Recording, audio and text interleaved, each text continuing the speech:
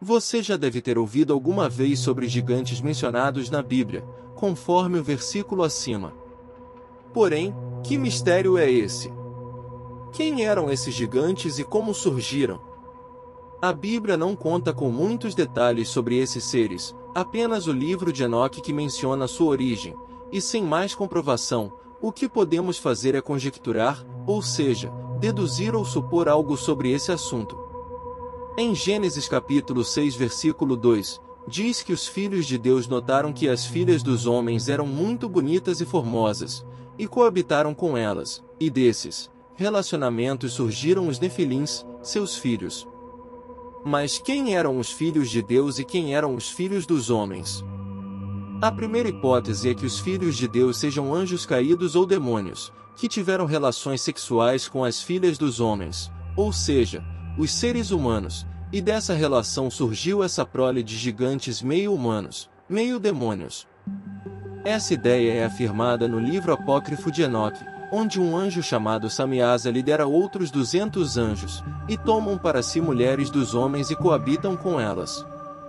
Claro que, como já mencionamos, isso é somente uma suposição, pois a Bíblia não menciona esse fato e o livro de Enoque foi excluído do cânon bíblico, ou seja, é considerado um livro escrito sem a inspiração do Espírito Santo. A segunda hipótese é que os filhos de Deus fossem os descendentes de Sete, terceiro filho de Adão e Eva, do qual tinham temor e obediência a Deus, e as filhas dos homens fossem descendentes de Caim, povo que fugiu da presença de Deus e sofriam as consequências do pecado de seu patriarca, por ter matado seu irmão, Abel. E será que foram todos mortos no dilúvio ou ainda existem Nefelins vivos até hoje? Em relação ao dilúvio, Deus, observando que a maldade imperava na terra e os gigantes Nefelins se tornaram um problema, pois começaram a aumentar sua população e consequentemente necessitavam de mais comida e provisões, foi onde teve o início o canibalismo, sim, pois eles eram meio humanos, e por falta de comida, começaram a se alimentar de carne humana. Como eram grandes e poderosos, os seres humanos não tinham como se defender de forma eficiente e acabavam sendo subjugados e devorados. Mas a questão é, se foram todos mortos durante o dilúvio, como apareceram novamente em Canaã e Gate?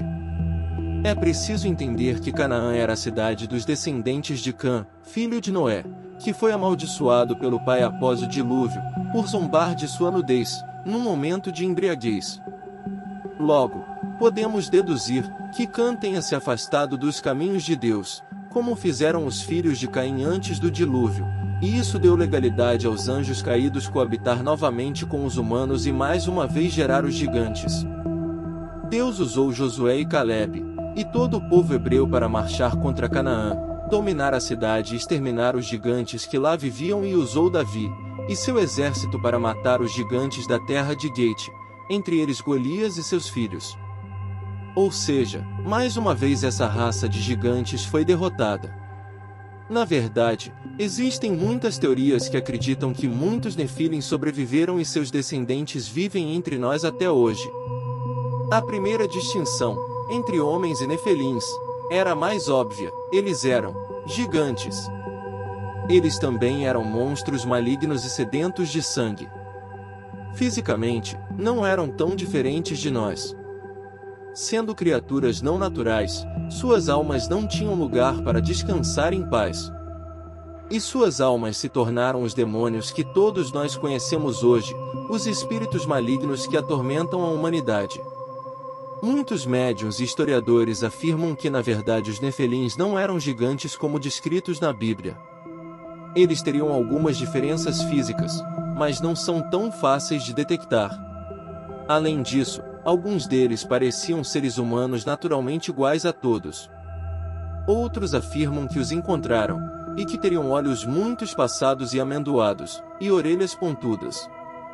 o que os faz parecer algum tipo de elfo. A princípio, a maneira mais fácil de reconhecer um Nefelim é observando seu comportamento. Acredita-se que eles se comportam de maneira estranha, não natural e muito controlada. Também são difíceis de serem compreendidos, porque sua linguagem corporal é diferente da nossa. Frequentemente, ficam confusos com o mundo ao seu redor. E de acordo com estudiosos, muitos Nefilim se parecem conosco, e muitas vezes nem sabem o que realmente são. Até que eles encontrem um gatilho que traga liberação da sua consciência maligna. De qualquer forma, essas criaturas estão se tornando cada vez mais populares na cultura atual. Estão presentes em filmes, séries, livros e histórias em quadrinhos. Portanto, eles estimulam a mente e a imaginação humanas. Se são ou foram reais, aí fica a cargo de cada um.